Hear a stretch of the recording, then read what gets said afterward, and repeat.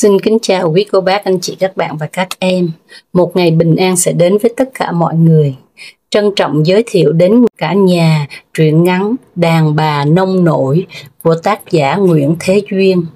Bây giờ xin mời quý vị cùng lắng nghe. Hắn đến chùa Tiêu. Chính hắn cũng chẳng biết làm sao mà hắn lại đến đây. Hắn ngồi nhà và cảm thấy trống rỗng.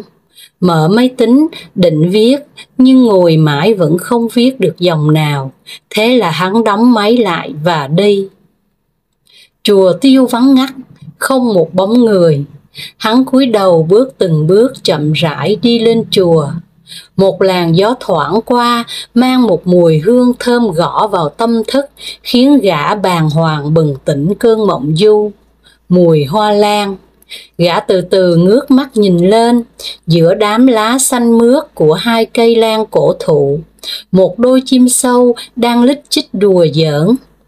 Gã đứng tựa lưng vào một gốc lan, một cánh lan rụng rơi vào vai gã khiến một câu thơ bỗng bật ra.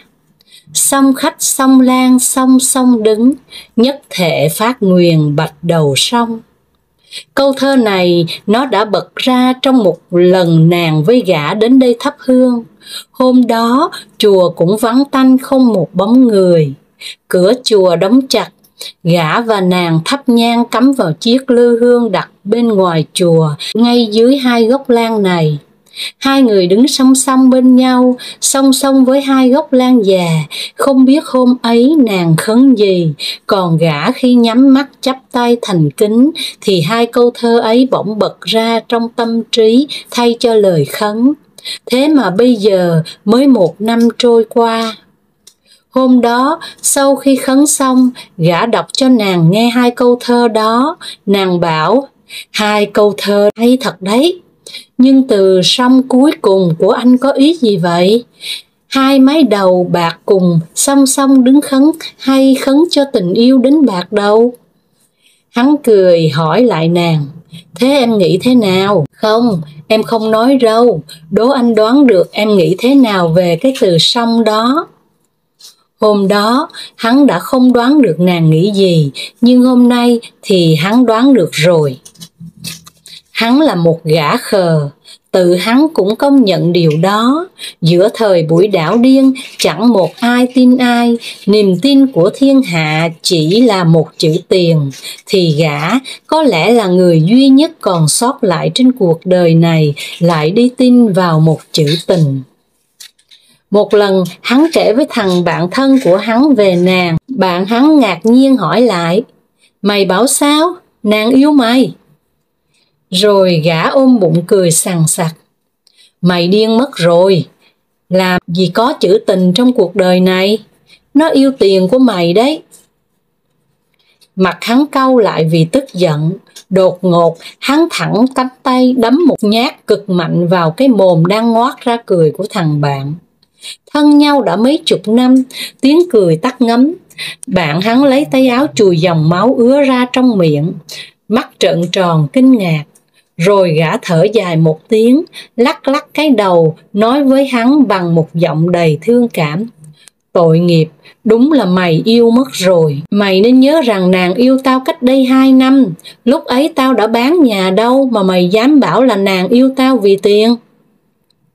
Bạn hắn không nói gì, lẳng lặng đi vào nhà trong. Một lúc sau gã quay ra bảo, đi, mày đi với tao. Đi đâu? Thì cứ đi rồi khắc biết. Hắn cứ đinh ninh rằng chắc thằng bạn hắn biết một điều gì đó về nàng mà hắn không biết. Hắn đứng dậy đi theo thằng bạn. Bạn hắn dẫn hắn đến một ngôi nhà 2 tầng khá khang trang, nằm sâu trong một ngõ nhỏ. Gã bấm chuông, một người đàn ông trung niên đi ra mở cửa. Thấy bạn hắn, gã chào hỏi thân mật như hai người đã quen nhau từ lâu lắm. Tưởng ai, hóa ra là anh Phúc, lâu rồi mới thấy anh ghé qua. Bạn hắn kéo gã ra xa, nói nhỏ điều gì đó. Hắn thấy người đàn ông quay lại nhìn hắn, rồi cái đầu của gã gật lia lịa. Vâng vâng, em hiểu rồi. Bạn hắn quay sang bảo hắn, mày vào trong nhà ngồi đợi chúng ta một lúc nhé. Trước khi đi, gã trung niên còn quay lại bảo hắn, Có bia trong tủ lạnh, anh cứ tự nhiên nhé. Hai người rủ nhau đi rồi, hắn mở tủ lạnh, mang lấy mấy lon bia ra bàn ngồi đợi. Một lúc sau, cánh cửa mở ra và một cô gái bước vào. Vừa vào trong nhà, cô gái đã lập tức khóa trái cửa lại, rồi lại ngồi tọt ngay vào trong lòng gã. Cô ta cầm lon bia trên bàn, nhìn hắn bằng ánh mắt lả lơi. Anh khát không? Em mớm bia cho anh nhé. Nói rồi cô ta ngậm một ngụm bia, tay nâng mặt hắn lên, áp môi mình vào môi hắn, từ từ nhả ngụm bia vào miệng. Mắt cô gái đong đưa. Hắn chợt nhớ đến cái lần đầu tiên hắn ôm hôn nàng, mặt nàng hơi ngửa lên chờ đợi. Mắt nhắm lại và khi môi hắn chạm vào môi nàng, hắn cảm nhận được làn môi ấy đang run rẩy. Một mái tóc điểm bạc và một làn môi run rẩy. Hai thứ đó đã làm cho hắn cảm nhận được một hương vị lạ lắm của nụ hôn của cái tuổi xế chiều.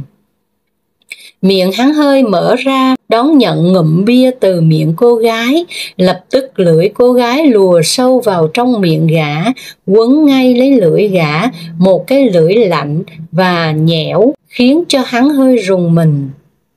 Lần đầu tiên ấy, hắn cũng định lùa sâu vào miệng nàng, nhưng môi nàng mím lại.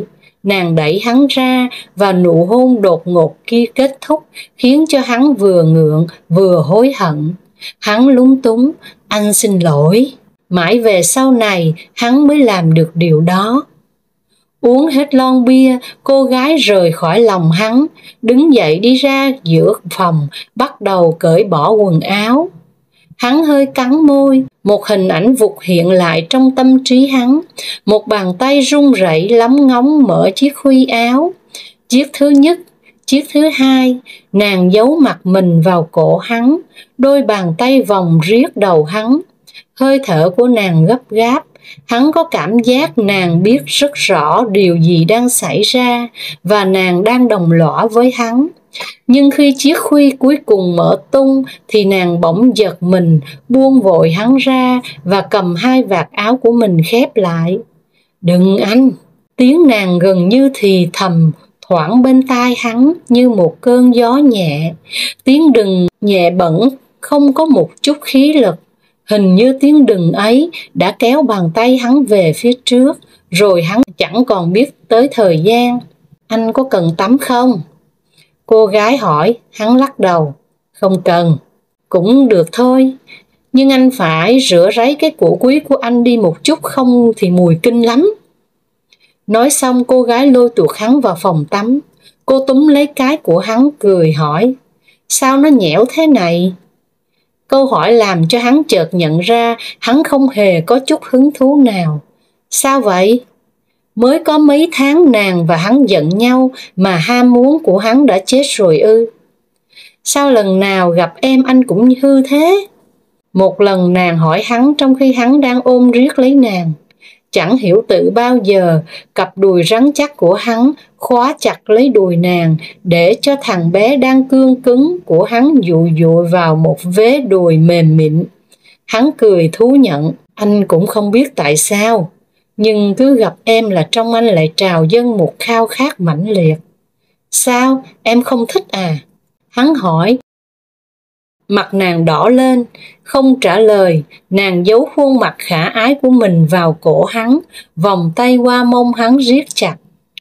Hắn là người từng trải, từ lúc sinh ra cho đến khi bạc mái đầu, lúc nào hắn cũng nghèo khổ, nhưng là một người kiên cường, hắn không oán thán lấy nửa lời, nghiến chặt răng lại, hắn dũng cảm đứng thẳng người chiến đấu chống lại số phận. Có lẽ tại cái tính cách ấy khiến cho hắn khổ. Giá như hắn mềm mỏng đi một tí, giá như hắn quỵ lụy đời một tí. Không phải hắn không biết, hắn biết nhưng hắn không làm được. Gia đình hắn kể ra vào loại gia đình gia thế. Anh chị hắn là quan chức tho của chế độ. Giá như hắn mở miệng nói với họ, nhưng không, hắn chẳng bao giờ mở miệng cầu xin ai, kể cả trong tình yêu. Hắn cứ nghĩ rằng mình là người tinh đời, nhưng bây giờ ngẫm lại, hắn mới biết mình là thằng ngốc. Mắt nàng nhắm lại, khi hắn ôm nàng thì làm sao nàng có thể thấy cái ánh mắt đê mê đắm của hắn đang tưới đẫm tấm thân tuyệt mỹ của nàng. Giá như lúc ấy hắn thì thầm: ôi, em kiều diễm biết bao, như bao nhiêu kẻ tán gái dẻo mỏ vẫn thường làm, thì có phải bây giờ hắn đã không phải đứng một mình tại đây, tại cái nơi hắn đã từng phát thệ yêu nhau đến bạc đầu không?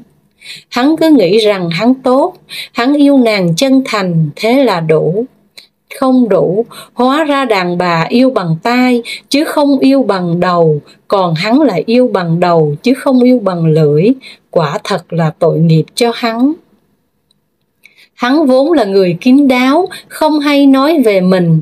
Giữa một đám bạn văn chương, ai cũng muốn đọc thơ của mình, thì duy nhất có hắn ngồi im lặng lắng nghe. Nếu có ai bảo hắn đọc những bài thơ hắn viết, thì hắn cười với nụ cười ngại ngùng. Thú thật, tôi chẳng thuộc bài thơ nào mà tôi đã viết. Chỉ khi ngồi riêng với nàng, hắn mới đọc những bài thơ của mình cho nàng nghe và nói với nàng những ước muốn cháy bỏng của hắn trong con đường văn học. Sao nàng không hiểu chính tình yêu đã làm cho hắn vượt qua được sự sợ hãi của chính mình mà nói ra những điều ấy? Nàng xinh đẹp, trẻ hơn rất nhiều so với tuổi đời, còn hắn, thời gian và sự khốn khó rạch lên mặt gã những vết hằn ngang dọc, làm cho hắn già hơn rất nhiều so với tuổi của mình. Một lần hắn đi làm cùng với nàng, có người chỉ vào nàng hỏi hắn: con gái bác đấy à? Nghe câu ấy, nàng phá lên thú. Lúc đi ra ngoài đường nàng bảo: thấy chưa, anh thật là tốt phúc khi yêu được em. Hắn công nhận là hắn tốt phúc, yêu được một cô gái trẻ thế, xinh thế, có người đàn ông nào không thích. Với cái mở đầu mẫn cảm và hay suy tư của mình, hắn biết nàng yêu hắn. Một cô gái đẹp và tự do như nàng có biết bao người theo đuổi. Thỉnh thoảng nàng lại nhận được những tin nhắn, những cuộc điện thoại đưa đẩy, và lần nào nàng cũng kể với hắn kèm theo một nhận xét: nghe thằng cha ấy nói chuyện củ chuối chịu không nổi. Hay thằng ấy phải loại ngay từ vòng gửi xe. Mà đấy toàn là những người trẻ hơn gã, ga lăng hơn gã và đẹp trai hơn gã. Ấy vậy mà nàng lại yêu gã, yêu một cách đắm đuối, và gã đánh giá nàng rất cao, cũng chính vì điều đó. Khi gã và thằng bạn thân trở về nhà, bạn gã hỏi: sao, con bé ấy đẹp hơn cô nàng của mày không? Hắn im lặng gật đầu công nhận. Trẻ hơn nàng không? Hắn lại gật đầu. Bạn hắn cười vỗ vào vai hắn: trẻ hơn, đẹp hơn, chơi sướng hơn, mà chỉ mất có 300.000. Thời buổi này chỉ có thằng điên mới đi ngoại tình. Hắn lắc đầu và nhìn thằng bạn với ánh mắt thương hại. Mày không hiểu thế nào là làm tình và thế nào là ân ái. Khác quá gì thì cũng chỉ là đút vào và dập xuống. Hắn im lặng. Biết nói gì đây với một kẻ chỉ biết đến khoái cảm. Rời Chùa Tiêu, hắn phóng xe trở về Hà Nội. Hắn rẽ vào một con đường ngang nhỏ và đổ xe trước một nhà nghỉ. Hắn đi vào trong bảo với cô lễ tân: cho tôi một phòng, phòng 203. Dạ thưa anh, phòng 203 đang có khách mất rồi, hay là anh lấy phòng khác? Hắn lắc đầu: không, tôi sẽ đợi, tí nữa tôi sẽ quay lại. Cô lễ tân ngạc nhiên hỏi hắn: anh hẹn người của anh ở phòng 203 phải không ạ? Hắn lắc đầu: không, tôi chẳng hẹn ai cả. Cô gái liếc nhìn lên đồng hồ, mới 9:30 sáng, chẳng một ai thuê phòng để nghỉ trưa vào giờ này. Hắn bỏ ra ngoài. Một tiếng sau, khi biết chắc là phòng đã rỗi, hắn quay trở lại, nhận chìa khóa và lên phòng. Đóng cửa phòng lại, hắn nằm ngửa trên chiếc giường, đang hai tay vào nhau, để ra sau gáy, trân trân nhìn lên trần nhà. Hôm ấy, sau khi thắp hương ở Chùa Tiêu trở về, hắn và nàng đã nghỉ lại tại chính căn phòng này. Hôm đó hắn mệt, hắn còn nhớ là hắn không đủ sức để leo lên đỉnh đồi, tới nơi đặt bức tượng Phật. Một mình nàng leo lên thắp hương, từ dưới nhìn lên, hắn thấy cái dáng mảnh mai của nàng đứng lặng im giữa trời hè nắng gắt. Hai bàn tay nàng chắp lại thành kính, hắn gọi với lên, xuống đi em, nắng lắm. Nàng vẫn đứng im, mắt ngước lên nhìn vào bức tượng Phật. Lúc cả hai ngồi nghỉ dưới bóng sông Lan, nhìn những dòng mồ hôi chảy dài trên cái cổ trắng ngần của nàng, hắn loay hoay muốn lấy cái gì đó lau đi những dòng mồ hôi ấy, nhưng hắn đâu có phải là người lịch lãm, luôn có khăn tay trong người. Em khấn gì trên ấy mà lâu vậy? Nàng không trả lời vào câu hỏi mà quay sang nhìn hắn bằng con mắt ái ngại. Dạo này sức khỏe anh tệ quá. Hóa ra nàng khấn cho sức khỏe của mình. Hắn thầm nghĩ, hắn cảm động. Hắn kéo tay nàng dúi mặt vào cổ nàng. Nàng đẩy hắn ra. Đừng anh, giữa chốn linh thiêng đừng làm chuyện đó. Trời ơi, hắn đâu có định hôn nàng, hắn chỉ định liếm đi những giọt mồ hôi của nàng đang tuôn chảy vì hắn. Nhưng hắn không nói được, hắn đành im lặng. Hắn cứ thế nằm im trên giường của căn phòng 203 để mặc cho những hoài niệm kéo về hành hạ. Hôm đó, hắn bảo nàng vào tắm trước, đợi cho nàng khép cửa phòng tắm lại, hắn quay lưng lại phía bồn tắm, vội vàng móc trong túi ra một viên thuốc, đưa lên miệng định nuốt, thì một bàn tay đã bịt mồm hắn lại. Không cần đâu anh, chúng ta chỉ cần nằm ôm nhau cũng được mà. Giọng nàng điềm tĩnh, hắn quay lại, nàng đang đứng sau lưng hắn, khỏa thân. Sao em biết anh định dùng thuốc? Hắn hỏi. Thì từ trước đến giờ, có bao giờ anh không tắm cùng em đâu. Nàng lấy tay cốc nhẹ vào đầu hắn. Em rất thông minh đấy, anh không thể lừa được em đâu. Thôi vào tắm cùng em đi. Nàng nói giọng rất vui vẻ. Quả thật hôm ấy, hắn rất mệt, trong lòng không lấy một chút hứng thú nào, nhưng nghe cái giọng cố tình tỏ ra vui vẻ của nàng, trong hắn lại cuộn lên một chút ân hận. Không bao giờ nàng nói, nhưng với sự từng trải của mình, hắn biết nàng có nhu cầu rất cao về tình dục. Làn da nàng mịn trắng, gò má luôn ửng hồng và ánh mắt lóng lánh như có một ngọn lửa bập bùng cháy sáng bên trong. Tất cả mách bảo cho hắn biết nàng khao khát. Thế mà nàng lại chọn hắn trong vô số những người trẻ hơn hắn, sinh lực hơn hắn, đang bu lấy quách nàng. Hắn nằm ôm lấy nàng, vùi mặt mình vào bầu vú vẫn còn hồng tươi của nàng, im lặng lắng nghe cái nhịp thở gấp gáp mà nàng đang cố tình ghìm nén. Nàng có thể ghìm nén được hơi thở, nhưng nàng lại không thể ghìm nén được con tim đang loạn nhịp của mình. Hắn bỗng thấy thương nàng và giận mình vô hạn, hắn nhổm dậy. Anh khát quá, để anh ra lấy mấy lon bia vào đây chúng mình cùng uống nhé. Hắn đứng dậy mặc quần áo, mở cửa phòng đi ra ngoài, một lúc sau quay vào phòng cùng với mấy lon bia. Anh kiếm cớ mua bia để ra ngoài uống thuốc đấy à? Nàng hỏi khi thấy cái củ quý của hắn dần dần cứng lên. Hắn chối, đâu có. Rồi hắn nhìn nàng cười cười, nàng đỏ mặt. Anh cười cái gì? Anh cười là lỗi tại em, mà sao em cứ đổ tội cho anh? Tại em? Nàng ngạc nhiên nhìn hắn. Thế tại ai? Tại em đẹp. Nếu em mà xấu như thị nở thì thằng bé của anh nó có thức dậy không?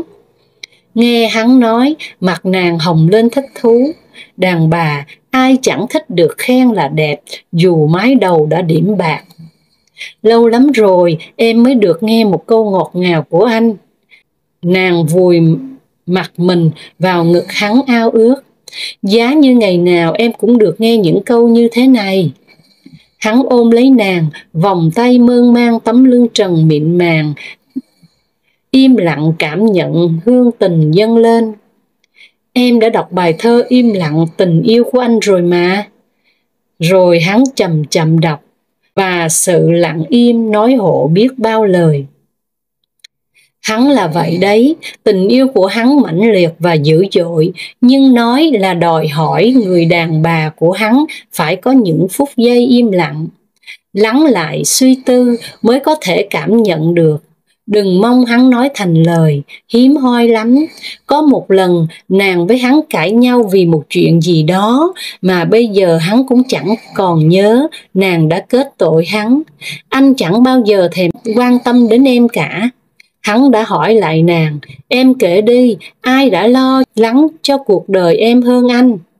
Kể cả cái thằng chồng cũ chung sống với em hơn 10 năm trời. Nếu như nàng không phải là người đàn bà nông nổi thì nàng sẽ thấy hắn hỏi mà hàm răng hắn hơi nghiến lại. Hắn rất bực mình. Nàng không trả lời được câu hỏi của hắn. Chồng cũ của nàng là kẻ bất tài, chỉ biết đòi hỏi và vô trách nhiệm, đã bỏ mặc nàng với đứa con vật vã suốt bao nhiêu năm trời. Còn đám đàn ông ga lăng đang bu đầy quanh nàng lại chỉ quan tâm chăm sóc cho cái lỗ tai tình yêu của nàng bằng những lời đường mật. Ôi, sao hôm nay em lộng lẫy thế? Hay em thông minh thật đấy. Nghe những lời như thế nàng cảm thấy rất hạnh phúc. Hắn chợt nhớ đến lời thằng bạn, trẻ hơn, xinh hơn, chơi sướng hơn mà chỉ mất có 300.000. Hắn nằm đây với nàng đâu phải để làm tình. Nếu để làm tình, hắn đã bỏ ra 300.000 để nằm với một cô gái khác trẻ hơn, xinh hơn nàng. Hắn nằm đây với nàng để cảm nhận tình yêu, để uống chén rượu tình ngây ngất kỳ diệu mà tạo hóa chỉ ban tặng riêng cho loài người. Cũng chính trên chiếc giường này, hắn đã thiếp ngủ trên người nàng. Khi tỉnh dậy, hắn thấy đôi bàn tay nàng đang mơn nhẹ khắp tấm lưng trần để ru cho hắn ngủ. Anh dậy rồi đấy à? Nàng hỏi, và khi thấy hắn định lăn xuống giường thì nàng đã ngăn hắn lại. Anh cứ nằm nguyên như thế, ngủ thêm một chút nữa đi. Câu nàng nói làm cho hắn chợt nghĩ đến cô gái mà thằng bạn hắn đã dùng để mở mắt cho hắn về sự ngu dại của mình. Ra rồi à? Nói xong, cô gái nghiêng người cho hắn lăn bịch xuống giường, ngồi dậy không nói một lời đi vào phòng tắm. Tiếng xối nước rất to như một lời nhắc nhở lạnh lùng, tiền. Hắn lăn xuống giường hỏi nàng, anh nặng thế sao em không đánh thức anh dậy? Tại em thấy anh ngủ ngon quá, anh mệt lắm phải không? Nàng hỏi với một giọng đầy vẻ quan tâm, pha thêm một chút gì đó của sự ân hận. Điều đó làm cho hắn áy náy. Hôm nay chán quá phải không em? Không, không. Tuyệt vời mà anh. Nàng vội vàng nói. Hắn biết nàng nói dối. Hắn muốn nói lời xin lỗi nhưng không nói được. Hắn ôm riết lấy nàng mơn man trên khắp cơ thể nàng như một sự bù đắp. Nàng có hiểu không? Cho đến tận lúc này đây, hắn cũng không biết tại sao nàng rời bỏ hắn. Hắn không hỏi, chắc là tại mình. Hắn tự nhủ, tự đổ lỗi cho chính mình để không oán trách nàng. Có một lần, sau khi nàng tuyên bố chia tay, hắn đến nhà nàng để lấy một tập là tài liệu mà ngày trước hắn gửi. Thấy hắn, nàng hỏi, sao anh không gọi điện báo trước, em có việc phải đi bây giờ. Lòng hắn quặn đau, đã nhiều lần hắn đến nhà nàng mà không gọi điện báo trước, và những lần như thế bao giờ nàng cũng tỏ ra ngạc nhiên, đến cái mức vui mừng. Có lần thấy hắn đến, nàng đang dắt xe ra khỏi nhà, hắn hỏi, em có việc phải đi à? Và định quay xe trở ra thì nàng ngăn lại, anh vào đi, bọn bạn em rủ đi sinh nhật ấy mà, kệ chúng nó.